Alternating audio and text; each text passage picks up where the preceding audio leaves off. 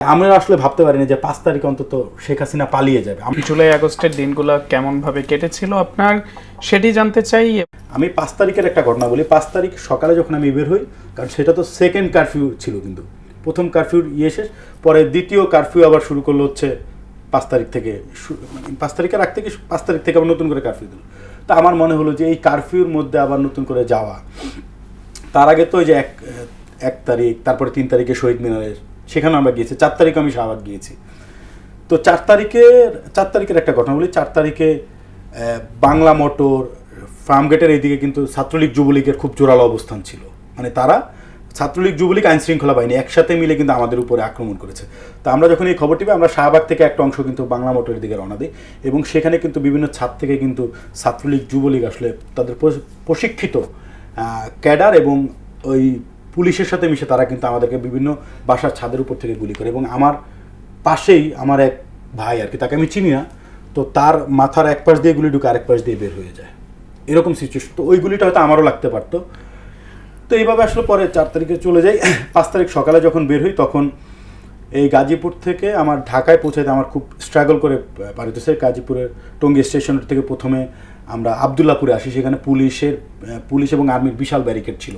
তো টেকনিক্যালি আমি দেখি যে অনেক স্টুডেন্টরা তারা ইউনিফর্ম পরে এবং ব্যাগ নিয়ে চলে আসছে, মানে তারা কোচিংয়ে যাবে, এরকম স্ট্র্যাটেজি মেনটেন করতে করতে বিভিন্ন জায়গায় উত্তরা যেহেতু স্পট ছিল হাউস বিল্ডিং, সেখানে কিন্তু গাজীপুরের অনেক ছেলেপেলে চলে আসছিল। তা আমি তখন হাউস বিল্ডিং হয়ে আপনার এই যে কি বলে দিয়াবাড়ির এই সাইড হয়ে কিন্তু আমরা এই মিরপুর 12 হয়ে এরপরে আমি একটা পর্যায়ে গিয়ে শাহবাগে পৌঁছাই। শাহবাগে পৌঁছানোর পরে আপনার যখন পলাশির মোড়ে যাই, তখন দেখি যে সেখানে আর্মির ব্যারিকেড এবং প্রায় 1-150 মানে ছাত্র জনতা মিলে এক হয়ে গেছে।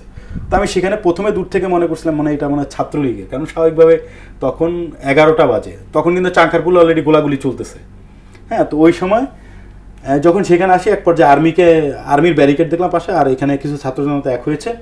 তো আমি আর্মিকে গিয়ে বললাম যে দেখেন, আমরা এখানে শান্তিপূর্ণ অবস্থান করবো, আপনারা আমাদের উপরে অ্যাটাক করেন না। তা আর্মি একটা পর্যায়ে আমাকে বলে যে এত কম লোক দিয়ে হবে।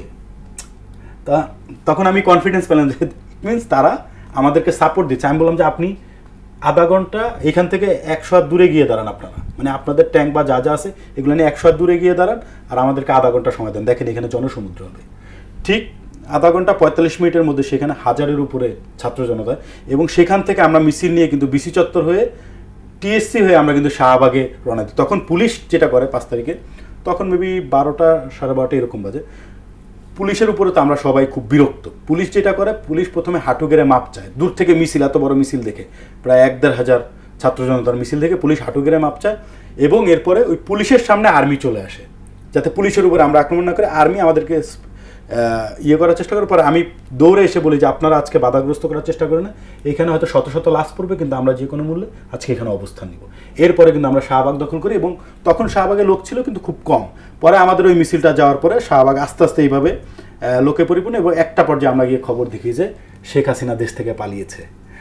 তো তখন আসলে গর্বে বুকটা ভরে গেছে আমাদের, যে আসলে দিন শেষে একটা জগদ্দল পাথরের মতো চেপে বসে একটা স্বৈরাচার সরকারকে ফাইনালি আমরা বিতাড়িত করতে পারলাম। তো তখন আসলে ভাই যেটা বলছে, ভাইয়ের সাথে আমি একসাথেই বলি যে আমরা আসলে ভাবতে পারিনি যে 5 তারিখ অন্তত শেখ হাসিনা পালিয়ে যাবে। আমরা ভেবেছি যে হয়তো কিছুদিন সময় লাগবে বা এর মধ্যে সে পদত্যাগ করবে, কিন্তু সে পালিয়ে যাবে এটা কোনোদিন কল্পনা করতে পারিনি।